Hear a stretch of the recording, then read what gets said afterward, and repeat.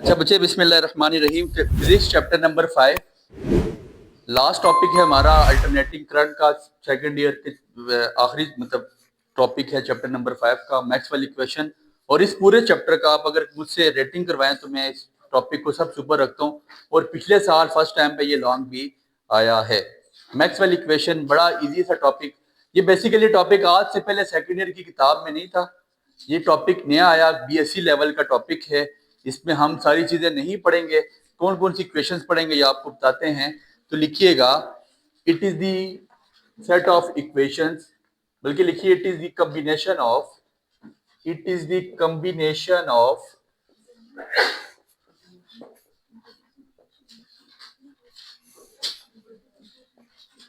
गॉसिस law, Coulomb law, Faraday's law and Ampere law. बच्चे basically इस पूरे टॉपिक में मैक्सवेल का अपना काम सिर्फ इतना सा था कि उसने इन इक्वेशन के साथ छेड़खानी करके इलेक्ट्रिक फील्ड और मैग्नेटिक फील्ड का आपस में ताल्लुक बताया उसका। और इसमें पूरे टॉपिक में कोई इतना बड़ा काम नहीं है, लेकिन क्या काम है, उसने दो इक्वेशन, ये आपके पास दो जो लॉज हैं, ये इलेक्ट्रिसिटी के लॉ हैं, गॉसिस लॉ एंड कूलम्ब लॉ। ये किसके लॉ हैं? मैग्नेटिज्म के आपके पास दो लॉ हैं, फैराडेज लॉ और एम्पेयर लॉ। उसने इन लॉज की मदद से इलेक्ट्रिसिटी और मैग्नेटिज्म का आपस में ताल्लुक बताया, या इलेक्ट्रिक फील्ड का मैग्नेटिक फील्ड के साथ उसने आपस में ताल्लुक बताया कि ये कैसे आपस में एक दूसरे के साथ इंटरलिंक हैं, ये कैसे एक दूसरे पे इफेक्ट करते हैं। ठीक हो गया। It is the combination of Gauss's law, Coulomb law, Faraday's law and Ampere law. आपकी बुक इस लेवल पे सिर्फ फैराडेज लॉ और एम्पेयर लॉ को ही टच करी है, वो गॉसिस लॉ और कूलम्ब लॉ को नहीं छेड़ी, तो हम भी नहीं छेड़ेंगे। बाकी आप आगे बीएससी लेवल पे जो जाता है, फिजिक्स रखता है, तो वो ये टॉपिक वहां जाके पढ़ेगा। ठीक हो गया बच्चे। It is the combination of Gauss's law, Coulomb law, Faraday's law and Ampere law. लिखिएगा, it is the set of equations, it is the set of equation that describe the relation of electric and magnetic field। ये ऐसी set of equations हैं जो बताती हैं electric field का ताल्लुक किसके साथ, मैग्नेटिक फील्ड के साथ। बस इतनी सी बात आपने इसके ऊपर इंट्रोडक्शन में लिख के ये इसकी डेफिनेशन बता देनी है। ठीक है। अब जो आपने पहली हेडिंग देनी है वो आपने देनी है फैराडेज मैक्सवेल लॉ। क्या हेडिंग बना सकते हैं हम? Faraday's Maxwell law. Faraday law of electromagnetic induction आप सबको पढ़ाया जा चुका है, उसमें आपके लिए कोई इतनी बड़ी प्रॉब्लम नहीं है। Faraday's law of electromagnetic induction हम चैप्टर नंबर 4 का पहला टॉपिक पढ़ के आ चुके थे। आप हेडिंग बना दें फैराडेज मैक्सवेल लॉ। और जो बंदा यहाँ पे बिल्कुल इंटेंशनली, मतलब बिल्कुल गौर से ये टॉपिक सुनेगा, इंशाल्लाह उसको ये टॉपिक यहाँ ही समझ आ जाएगा। मैं आपको चैलेंज करता हूँ, फैराडेज मैक्सवेल लॉ। इसकी स्टेटमेंट सिर्फ इतनी सी है, वो कहता है चेंजिंग मैग्नेटिक फील्ड। ठीक है जी। कि मैग्नेटिक फील्ड में चेंज करने से क्या होता है, इलेक्ट्रिक फील्ड में चेंज आता है। ठीक है। मैग्नेटिक फील्ड को चेंज करने से इलेक्ट्रिक फील्ड में चेंज आता है। Changing magnetic field propagates electric field, उसमें चेंजिंग आती है। कैसे आती है? हम मैक्स फैराडेज की इक्वेशन की मदद से हम उसको बताने जा रहे हैं। इसकी अपना कोई कारनामा मैक्सवेल का नहीं है। फैराडे इक्वेशन को उसने सॉल्व करके क्या ताल्लुक बताया, किसका? इलेक्ट्रिक फील्ड और मैग्नेटिक फील्ड का आपस में ताल्लुक बताया कि इलेक्ट्रिक फील्ड को तब्दील करने से या मैग्नेटिक फील्ड को चेंज करने से इलेक्ट्रिक फील्ड में तब्दीली आती है। तो अगर एक चीज को चेंज करने से दूसरी चीज में तब्दीली आए, that mean both things are directly proportional. It's a simple thing ना। तो अगर एक चीज तब्दील हो रही है, ठीक है, तो वो एक दूसरे के डायरेक्टली प्रोपोर्शनल है। तो अभी हम Faraday's law of electromagnetic induction start करने जा रहे हैं। हम पढ़ के आए थे EMF is equals to minus N del infinity या del phi over del T. यहां तक किसी को कोई प्रॉब्लम नहीं है। A is the number of turn in circular रूप। हम वो कर लेते हैं कि ये नंबर ऑफ टर्न्स 1 है, तो n मेरे पास क्या आ जाएगा यहाँ पे 1। तो EMF is equals to minus del infinity या del phi over del T. यहां तक किसी को कोई प्रॉब्लम? हम डेल फाई की इक्वेशन निकाल के आए थे, मुझे पता है डेल फाई, फाई किसके इक्वल था? बी डॉट ए, और phi is equals to B dot product किसके इक्वल होता है? कॉज ऑफ थीटा के। Phi is equals to B A cos of theta. A is the loop and vector area are anti parallel. Loop आप देखें ना, ये आपके पास मैग्नेट है, फॉर एग्जांपल ये आपके पास मैग्नेट है और ये आपके पास एक लूप बनी हुई है। जैसे लूप हम कह सकते हैं, आपके पास लूप और जो आपके पास वेक्टर एरिया है वो आपस में एंटी पैरेलल है, ठीक है। जब लूप और आपके पास वेक्टर एरिया एंटी पैरेलल हैं, दैट मींस कि यहाँ पे थीटा किसके इक्वल हो जाएगा? 180 के।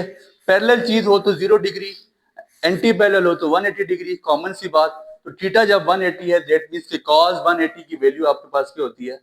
-1। cos 180 which is equal to -1। तो फाई आपके पास क्या आ जाएगा? -ba। यहां तक किसी को कोई प्रॉब्लम नहीं है। इसके बाद EMF is equal to minus into minus B delta A over delta T. कोई यहां तक प्रॉब्लम? माइनस माइनस क्या हो जाता है? प्लस। तो ईएमएफ इज इक्वल टू, अगर मैं ए को बाहर लिख लूं और डेल्टा बी, क्योंकि एरिया तो तब्दील हो सकता है, मैग्नेटिक फील्ड में तब्दीली नहीं आ सकती, तो delta B over delta T, this is equation number 1। EMF is equal to del B over del T. ये मेरे पास क्या आ गई? एक इक्वेशन। यहां तक कोई प्रॉब्लम है? ठीक है, सादी सी बात। फ्राडे लॉ को शुरू किया, एन की जगह 1 पुट करा, फिर फाई की इक्वेशन सॉल्व करी है, -180 मतलब cos 180 -1 आया, माइनस माइनस प्लस हो गया, मेरे पास ये इक्वेशन आ गई। यहां तक कोई प्रॉब्लम किसी को? यहां तक इंशाल्लाह आपको बात समझ आ चुकी है। अब हम यहां से आगे चलते हैं। बच्चे, मैंने ताल्लुक निकालना है इलेक्ट्रिक फील्ड का मैग्नेटिक फील्ड के साथ, मतलब फील्ड का मैग्नेटिक फील्ड के साथ, मतलब ई भी होना चाहिए और बी भी। बी तो है मेरे पास। अब मुझे किसको तलाश करना है? ई को। किसको? और ई को तलाश करने के लिए अगर मैं ऐसे लिखूं, आप एक इक्वेशन पढ़ के आए थे, W over EMF is equal to change in work over charge, ठीक है। E is equal to W over, या EMF is equal to W over Q। और हम पढ़ के आए थे कि W किसके इक्वल होता है? F dot D। ठीक हो गया? कोई यहां तक प्रॉब्लम किसी को? नहीं। EMF इज इक्वल टू, आपने इलेक्ट्रिक फील्ड में एक इक्वेशन पढ़ी है, E is equal to F over Q, ऐसा पढ़ा था सबसे पहले चैप्टर में। E is equal to electric intensity आपके पास किसकी इक्वल थी? फोर्स पर यूनिट चार्ज, ठीक है। तो F यहां से किसकी इक्वल आ जाएगा? QE। मैंने E निकालना था, E मेरे पास आ गया, देख लें, ठीक है। मैंने आपका सवाल होना चाहिए, सर यही इक्वेशन क्यों? E के लिए आपने यही इक्वेशन, सर फोर्स के लिए ये इक्वेशन क्यों लगाई? आप फोर्स के लिए तो MA भी लगा सकते थे, लेकिन मेरा जवाब यह कि मुझे E तलाश करना है। मैंने कहा change in magnetic field propagates या effect the electric field. Magnetic field electric field को इफेक्ट करती है, ठीक हो गया? यहां तो कोई प्रॉब्लम? F की जगह मैं क्या डालने जा रहा हूं? QE, और D की जगह D बेसिकली देखिए इसकी सर्कुलर टर्न्स है, और सर्कुलर टर्न में आप जब बॉडी सर्कल में मूव करती है तो उसका सरकमफेरेंस होता है, और सरकमफेरेंस इक्वल होता है किसके? 2 पाई r के। यहां तक कोई प्रॉब्लम? तो D की जगह मैं क्या पुट करने जा रहा हूं? 2 pi r। 2 pi r over Q, ये Q इस Q से कैंसिल आउट हो जाएगा। तो EMF is equals to 2 pi r into E, this is equation number 2। यहां तक अगर किसी को कोई प्रॉब्लम हो तो पूछ सकता है, और यहां तक उसका वो स्क्रीनशॉट भी ले सकता है। इसके बाद दोनों इक्वेशन की लेफ्ट हैंड साइड सेम है। EMF is equal to this, EMF is equal to this. तो जब इक्वेशन की लेफ्ट हैंड साइड सेम होती है तो राइट भी सेम होती है। Compare equation 1 and 2, we get A del B over del T which is equal to 2 pi r into E, ठीक है। As I have to find this E, मैंने electric field find करना है, तो E is equal to A over 2 pi r del B over del T। यहां तक कोई problem नहीं है। तो आपकी इतला के लिए ये सारा फैक्टर, एरिया कांस्टेंट होता है, 2 कांस्टेंट है, पाई कांस्टेंट है, R कांस्टेंट है, ठीक है। दैट मीन्स अगर मैं लिखूं तो मैं लिख सकता हूं E is directly proportional to magnetic field. और जब चीज डायरेक्टली प्रोपोर्शनल होती है, शुरू में बताया था, तो एक चीज के बढ़ने से या घटने से दूसरी चीज पे लाजमी फर्क पड़ता है। एक चीज के बढ़ने या घटने से दूसरी चीज को लाजमी फर्क पड़ता है। तो मैंने कहा कि E इज इक्वल टू ई, मेरे पास जो इलेक्ट्रिक फील्ड है वो किस पे डिपेंड करता है, मैग्नेटिक फील्ड पे। जैसे जैसे इलेक्ट्रिक फील्ड को बढ़ाऊं, ये सारा फैक्टर कांस्टेंट है बच्चे, जैसे जैसे इलेक्ट्रिक फील्ड को बढ़ाऊंगा मैग्नेटिक फील्ड बढ़ती जाएगी, जैसे घटाऊंगा मैग्नेटिक फील्ड में कमी वाक़या होती जाएगी। This is called Faraday's Maxwell law. Any problem in this? No. So we have to go Ampere Maxwell law. इसके बाद हम एम्पेयर मैक्सवेल लॉ पे जाने लगे हैं। Ampere Maxwell law, Ampere Maxwell law लिखिएगा। Changing electric field, changing electric field give rise in magnetic field. Changing electric field give rise in magnetic field. Ampere's Maxwell law. Ampere's Maxwell law, यहाँ पे गादिस और coulomb law नहीं पढ़ाए जाते, ठीक है। Ampere's Maxwell law क्या कहा?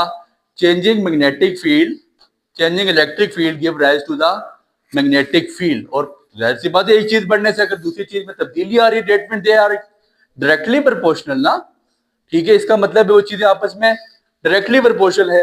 तो आपने एम्पेयर मैक्सवेल लॉ क्या पढ़ा था, आपको याद हो तो B is equal to mu naught I over, यही पढ़ के आए से हो, B is equal to mu naught over 2 pi R into I, ठीक है। वो I कब के I, ठीक है। I क्या है आपके पास? करंट। और करंट किसके इक्वल होता है? सर क्या तलाश करना है? ई। क्या तलाश करना है? तो परेशान नहीं होना, ई की तलाश में निकल पड़ते हैं, ठीक है, सहराओं में और गलियों में। 2 पाई आर ई किस आई किसकी इक्वल हो जाएगा? Del Q over del. Rate of change of current with respect to time is called, rate of change of charges with respect to time is called current. Any problem in this? No. और हम एक और चीज पढ़ के आए थे, Q किसके इक्वल होता है? इन फर्स्ट चैप्टर हमने पढ़ा Q is equal to C V, Q is equal to C V over delta T. यहां तक कोई problem? Q is equal to C V, Q की जगह मैं सी डालता जा रहा हूं, Q is equal to C V, Q की जगह सी वी पुट कर दिया।